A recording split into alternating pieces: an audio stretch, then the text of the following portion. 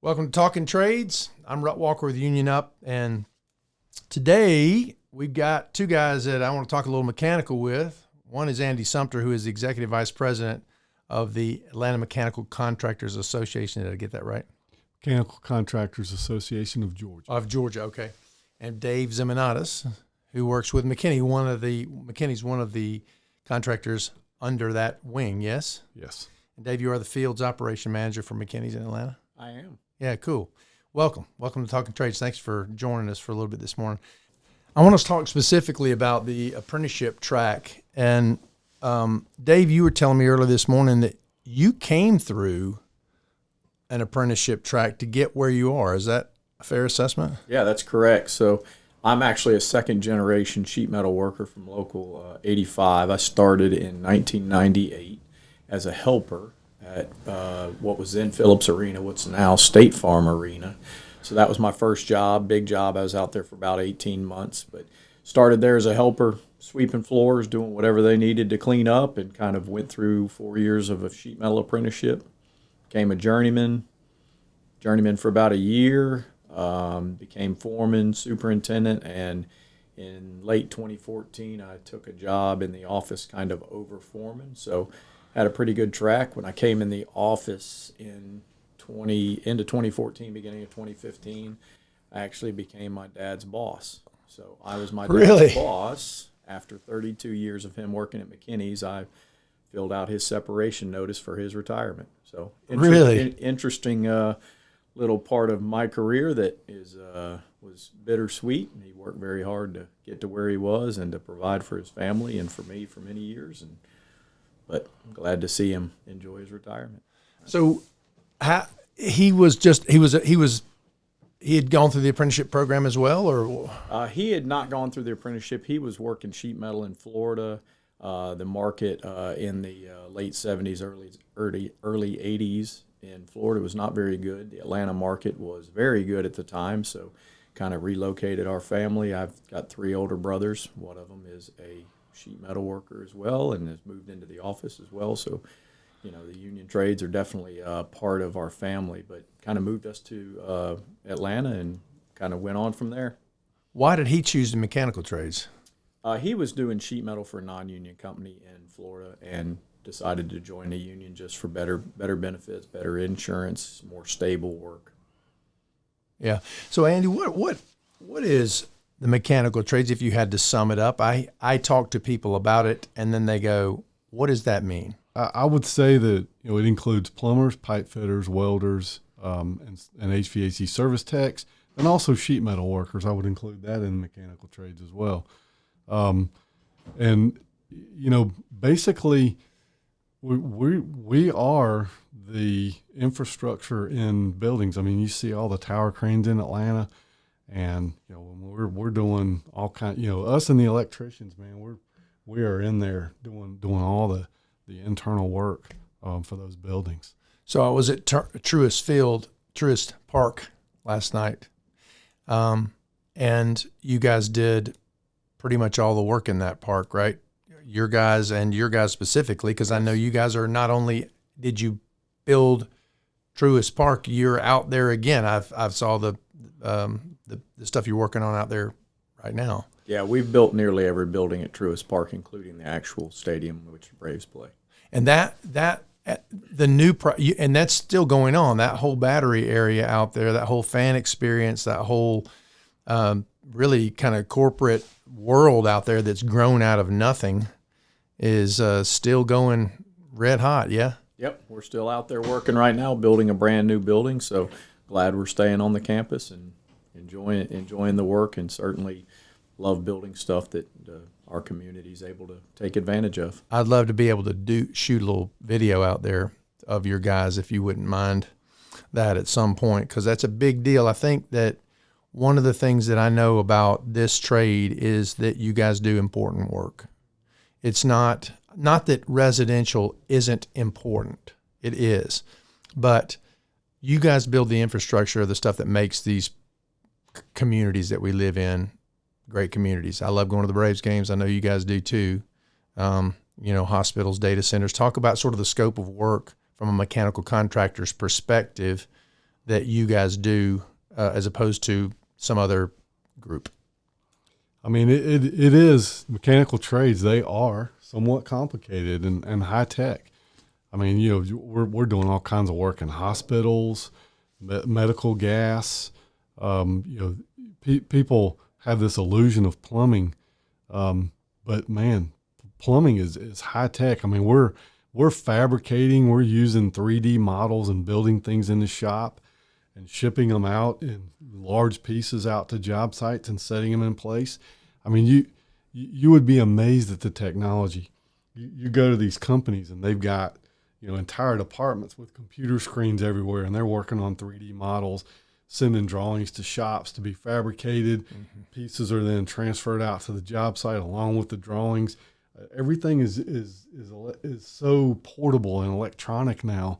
The days of getting paper drawings they're just long gone. It's almost like you need another term for plumber. Plumber, in terms of what you guys do, because it's not what people think a plumber does, right? Right. That's right. I mean, they do, all the drain, waste, and vent stuff, but they're also doing, a lot of high tech work in these buildings. Yeah, without question. Yeah, and if you think about like the Braves Stadium we were talking about, or even a bathroom at a school. So let's just talk about plumbing for a minute. You see a row of toilets or a row of urinals. What you don't see is behind that wall there are thousands and thousands of parts that go to just be able to have those toilets or those urinals or whatever it is right there, those rows of sinks. So when we talk about plumbing work, yeah, you do some of the stuff that you see, on TV, or you see, a van going down the road, but it's really how do you get to where those people can service it? There's a huge amount of work that goes into having, the plumbing work there for an entire building. I mean, think about how many bathrooms are on a 60-story building downtown. Yeah. There's thousands of them, and all of that has to be connected. It all has to work properly, and there has to be very skilled people that know how all that stuff works together. So one of the things Andy was talking about it being high tech is really for a contractor, we build the job 3 times. We build it once when we're estimating it, so we know exactly what we're supposed to be estimating it. We build it once when we design it, and then we physically go out there and build it. So by the time we get out there to physically build it, we've already built it 2 other times, so we have to get it right, because at the end of the day, that's what the customer wants, and that's what you want when you go to use a toilet or whatever it is. You want it to work. So why does McKenney's choose union labor? We've been a union contractor at least for as long as I can possibly remember. I've been at the company for 25 years. But it's funny that you say that, because I had a conversation with our CEO one time, and at the time there was a rumor that we were going to go non-union. And so I just went and asked him. I said, "Hey, what's your thoughts?" And it was almost that same question you asked me. And he said, "Where else are we going to get 400 people immediately to serve our customers?" He said, Yeah. it's just not going to happen." He said, it would take way too long. So one of the reasons why we're a union contractor is highly educated, steady labor. Yeah. So I mean, it was just an interesting, at that time I was younger in my career and didn't really know the answer to that question. So you get a certain skill set when they turn out of the apprenticeship program that and can count on. If you're looking at a particular classification, you can plug that person in and know that they have a certain level of skill based on their training, right? Yeah, absolutely. That's after 4 years, but even an entry-level person has already made a certain commitment to the union that they're going to be part of that team or part of that organization. So there's already some personal buy-in from that person that, hey, I'm going to really give this a shot.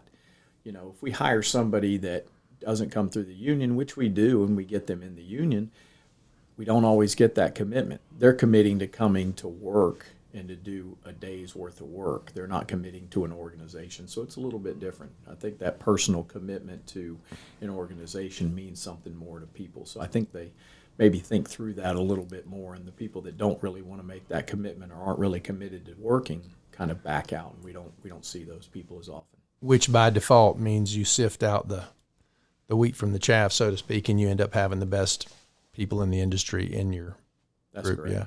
Yep. Yeah. And Rudd, I want to point out something too, that we're having to step up our education level at our school.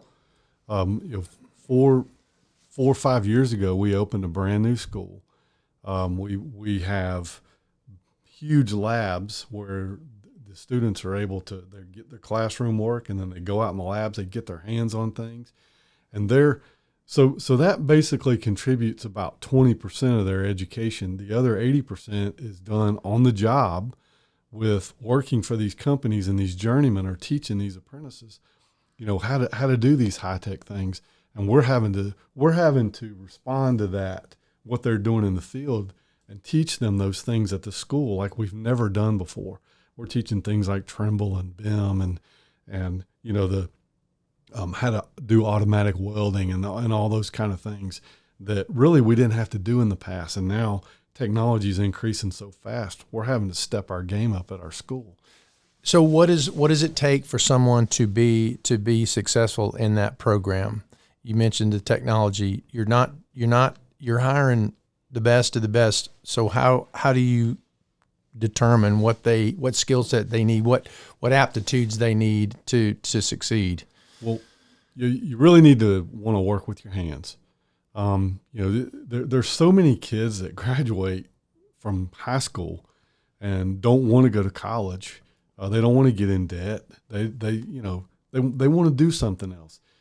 Some of them, man, I mean, we try to capture as many of them as we can because we believe we provide a tremendous opportunity for them.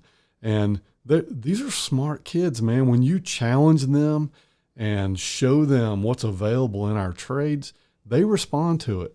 And one thing that's really been successful for us, and we call it work testing.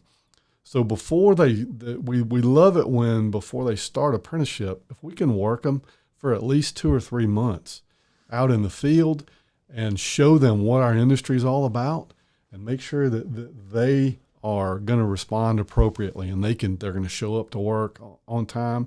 They're going to be willing to work hard and show them what our industry is about.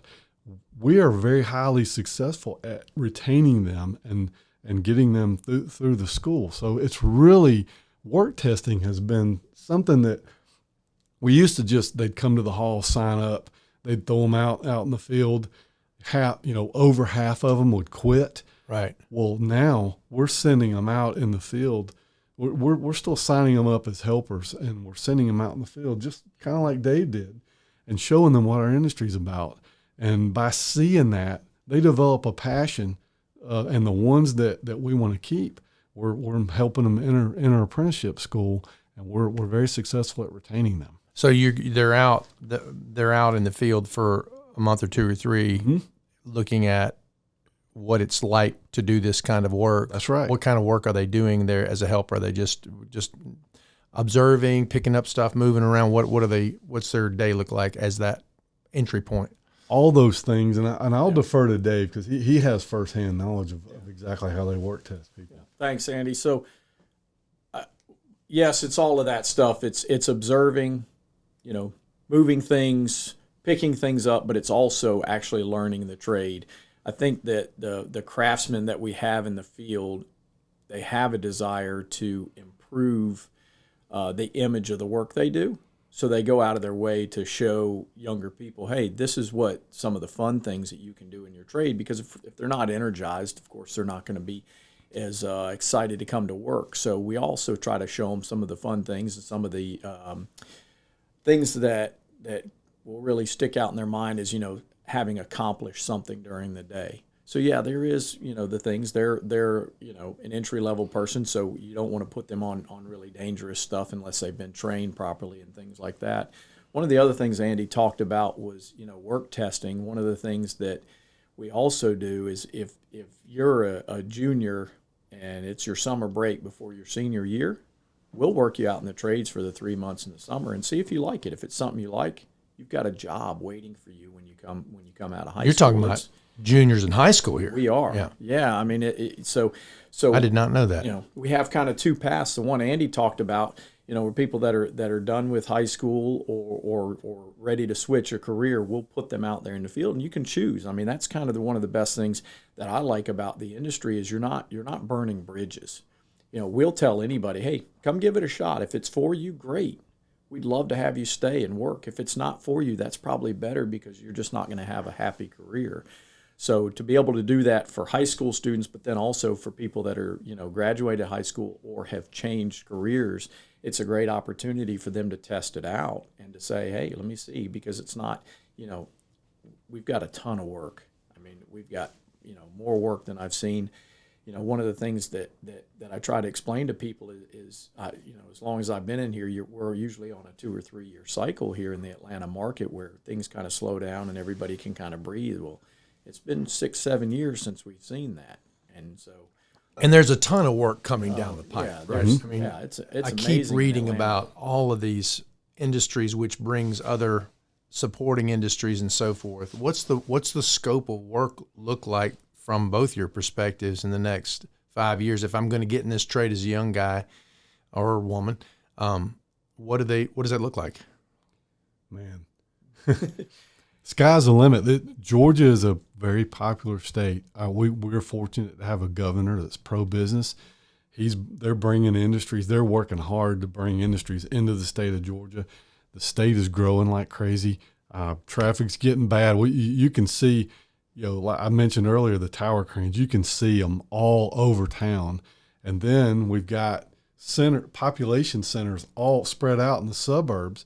So work is highly plentiful. In addition to that, we've got 2 automobile plants that are being built. One down close to Savannah, and one out I-20 towards kind of halfway between here and Augusta, and all the ancillary plants that become part of that, the brakes, the battery plants, the tire. I mean, all those are exploding, and we keep we thought maybe 2024 might slow down.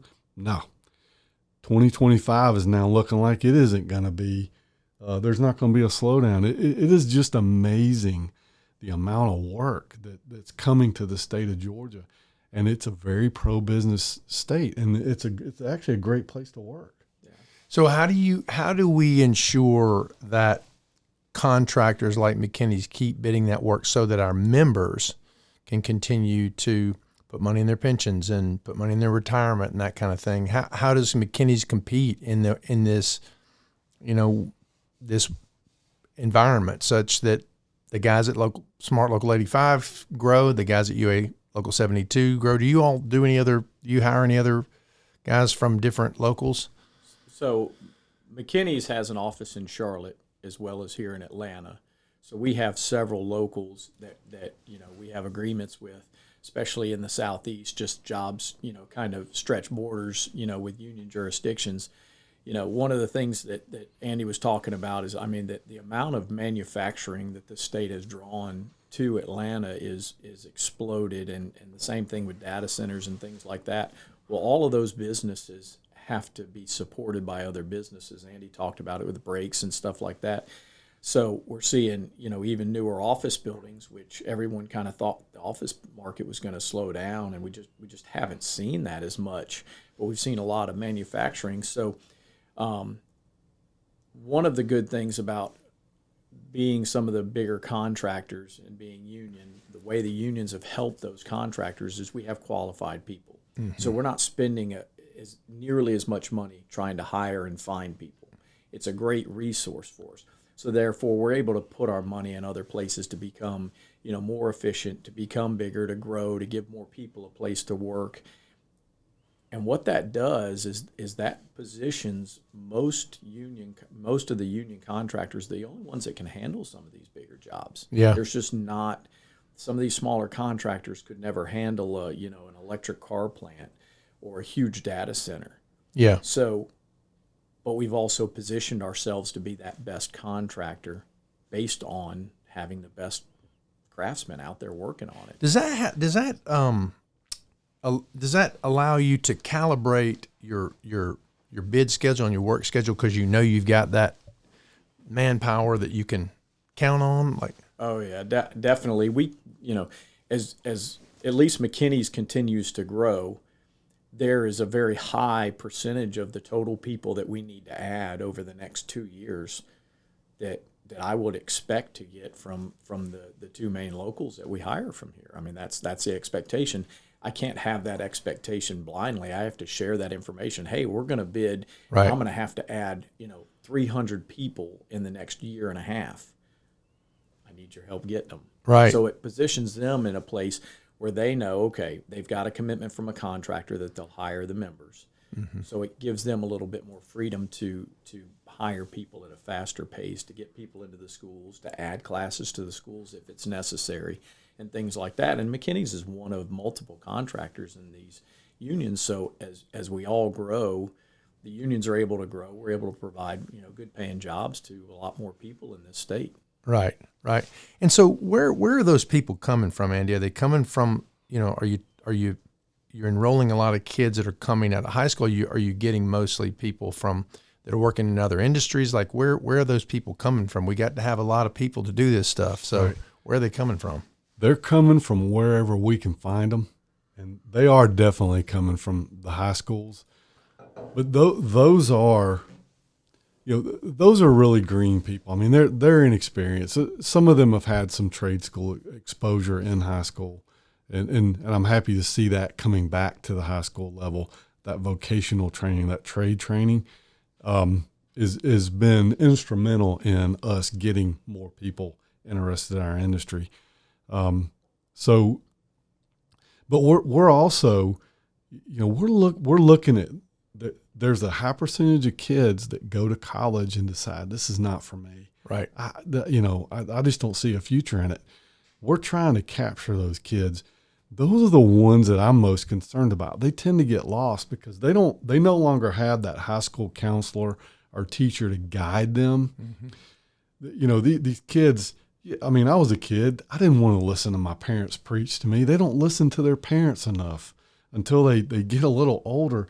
We hear the statement so many times. I wish I'd known about this 10 years ago. That is the one thing that I get almost every time I interview someone that's a journeyman, mm-hmm. is that they wish they would have done it sooner. Yep. We've got to capture those people and let them know that there's opportunities for them here. McKinney's does a superior job. They have a recruiting staff. They're out, recruiting people. And this is not, 15, 20 years ago, it's not something that we had to do. Right. Go get out and actively recruit as companies that all our larger companies are now doing. Right. And I'll give them credit. I mean, they are, they're turning over every possibility and trying to educate people, getting parents involved. And so that because they understand the benefits, they understand the health and welfare and the pension and the defined contribution, the 401k. They get that the kids don't really care about. The kids are just thinking about that paycheck at the end of the week. But getting both parties involved so that the parents can explain to the kid how great of an opportunity this is so important. Or that the parent would give them the blessing to do that. Honestly, I went to college because I didn't know any different. I didn't specialize in anything particular, but I just went because that's what you did, right? Mm-hmm. And we need more parents to say this is a good opportunity, even if you don't go to college. I have 3 boys, 2 of whom one of them is in the vocational program right now in automotive, mm-hmm. which is another tangential skill set that you could use to plug into whatever. But it's almost like we need to give parents permission to let their kids do that if they're interested. Yeah, I'd say that's probably one of the areas where we have a lot of success is if we bring the parent to our facility and say, hey, look at all the technology that's going in here. Look at how safe it is mm-hmm. for your child. Look at the growth opportunities they have within the trades that we have. Because when we do that, it changes their mind from when they think about a construction worker, it's hammer and nails and dirt and wood. And the trades that we deal in are highly skilled trades. They take an enormous amount of training and skill to do them properly, And I think that means something more, because I think that, I never discussed it with you. I have 7 children. Really? One of my children is a foreman at McKinney's. He is a 3rd-generation sheet metal worker. I would not be comfortable with them working, in construction unless I knew what I knew about construction. So when we find a potential candidate, we'll say, hey, bring your parents down. We'll talk to your parents. We'll let them know what's going on, because there is that I mean, that's the biggest influence in their life, usually when they're an entry-level person. It's the same way if we have somebody switching careers or has worked at another, contractor that's not a union contractor. Hey, come down and see what we're about. Most people are blown away at just how different, some of the union contractors are, because they truly care about the people. It's truly a partnership, and it's a career. It's not workers. It truly is a career, that we're looking for. I feel like the word is we've done a lot of work on our end, obviously, promoting this, but it does get out, and we are seeing that narrative sort of turn. And I know this from talking to the business managers that we serve. I was talking to one last night. They got 20, 30 new members being sworn in every meeting now, and it's growing, and we're just got to keep that narrative going. And the parents are key, critical. I'm a good example, because I work in the trades, it's okay for my kids to do that, and they don't need my permission, so to speak, but they do look to us for, the approval, the attaboys, if you will. And the more we can do that and turn them on to your facilities and, frankly, the training facility. I mean, that Mechanical Trades Institute is top notch. It's a fantastic facility. It looks high tech. It feels high tech. The classrooms have got, they've got a high tech feel to them. Talk about more about, kind of what kind of training and what kind of things will a young person learn when they come through the training program, the apprenticeship program, the school itself. So they learn a lot of math. Math is huge in the mechanical trades. I mean, you're constantly adding and subtracting fractions. They're learning the science of it too. They're learning water systems and steam systems. They're learning how to work on control systems for HVAC, plumbing. I mean, we've got medical gas trainers. They're actually learning how to install piping and set fixtures and, really everything. We've got a huge welding shop. They're learning all the different welding processes. It really is, it's such a great facility, and night and day difference from where we came from.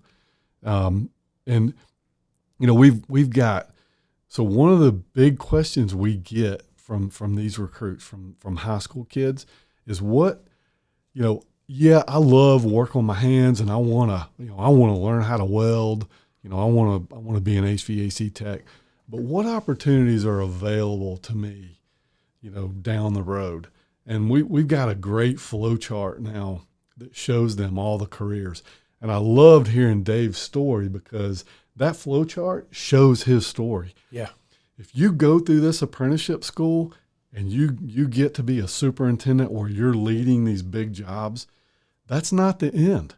Right. And you can go back in the office and be a project manager. You can get in the BIM department where you're making 3D drawings. You can progress all the way up to being a business owner. The sky's the limit for these kids.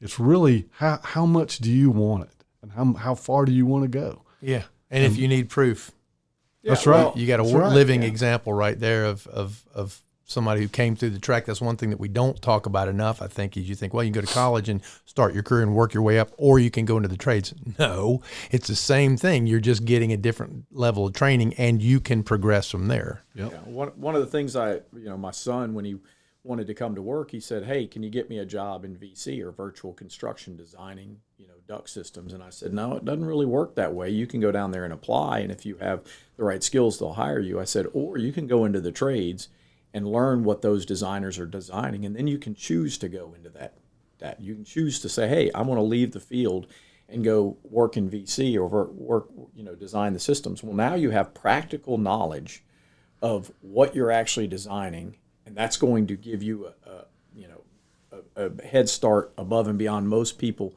that are designing, because they've never practically done it. So that's one of the things that we always explain to new people, is that we're a big business. We have accountants, we have marketing, we have design.